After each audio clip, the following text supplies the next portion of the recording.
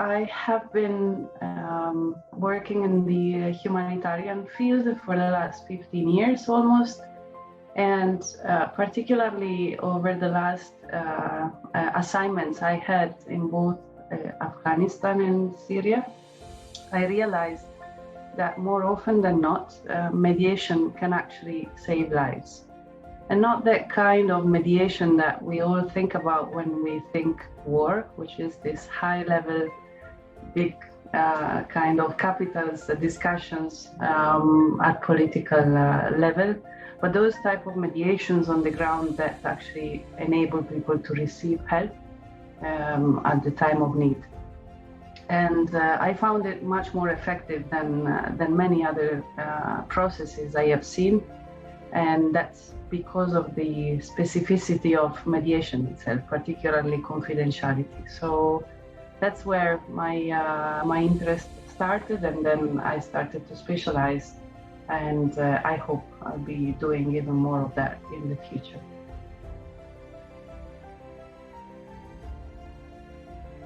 It's a very important question, and a question that comes more often than not when working in conflict zones. I think also people that are living in war zone, in countries that have been devastated by conflict, yes, they need hope, but they need, most importantly, perspective. They need to see an end in sight of the tragedy they are going through and the war they are witnessing. And so for me, really, what I've heard oftentimes is that, yes, hope, but hope is linked to perspective. We want to see an end to this. We want to see our capacity to stand on our own feet and legs and build our own futures. We don't want to depend on others' people's choices. We want our life back. So I see hope as something active. It's not just a waiting and for someone to come and rescue people that are in a difficult situation. No, it's actually this process of gaining back agency to be able to shape our own future. So that's what it means when I think about this sentence, really. But looking back at my experience in Syria, I remember like some years back, there was heavy fighting in the outskirts of Damascus, and people were getting displaced. It was actually the middle of winter, very cold. It was even snowing, and it was basically New Year's Eve when the heavy fighting actually picked up and people started to move.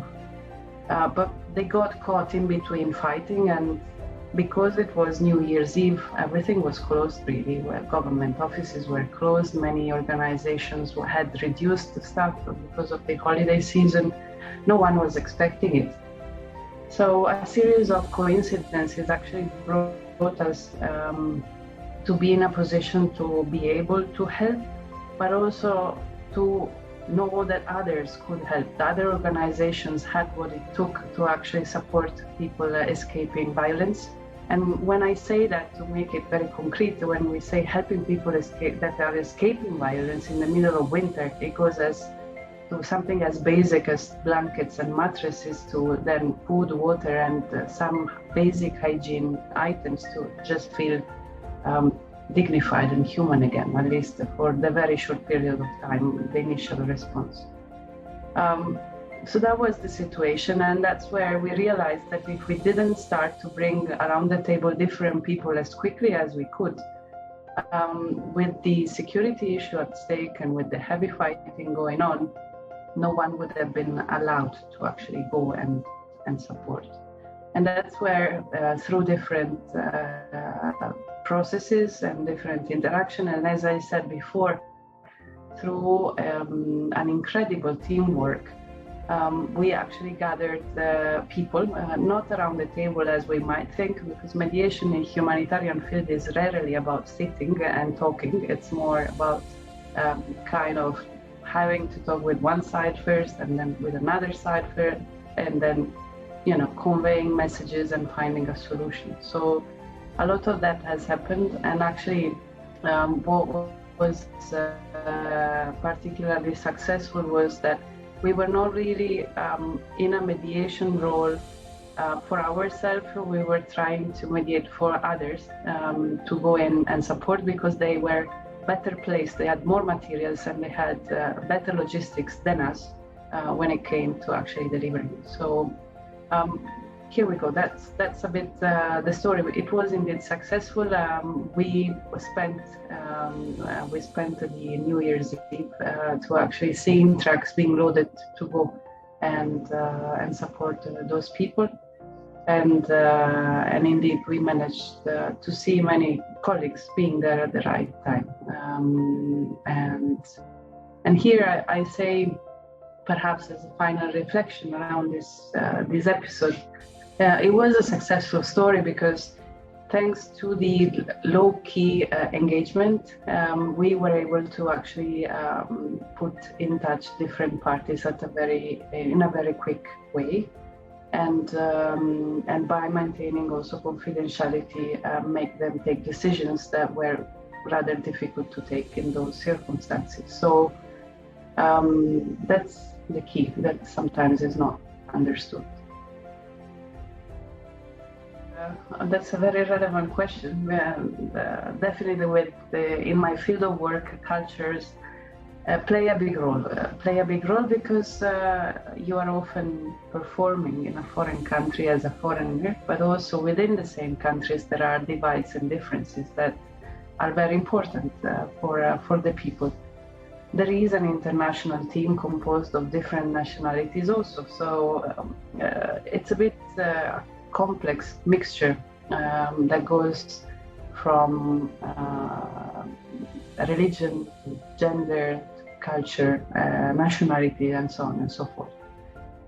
I think, at least as far as my experience goes, it needs to be factored in, and it needs to be threaded carefully, because differences are sometimes something you can openly talk about because everyone is comfortable with those. You can even joke sometimes about them. Some other times that's not the case, and in some cultures, spelling out differences in terms of religion, for example, is not something that is welcomed. It's actually a taboo, for example. So I think it needs to be taken into account, and what you need to ensure really is that on your team you have people that are capable of reading between the lines and are capable of listening to the concerns that are coming from the different sides.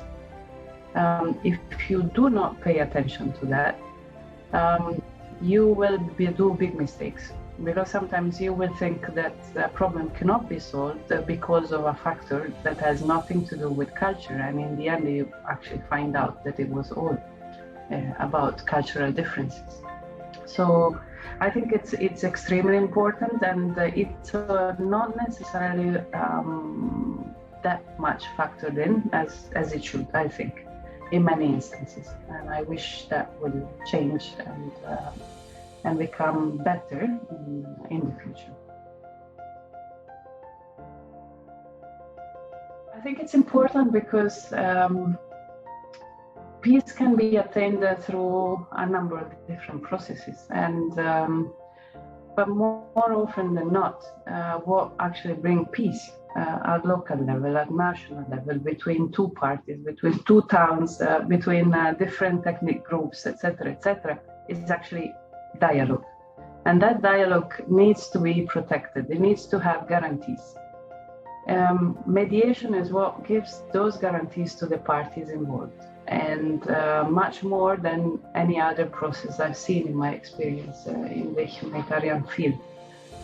And without that, actually, it's simply harder, I think, to have all the options on the table to reach solutions.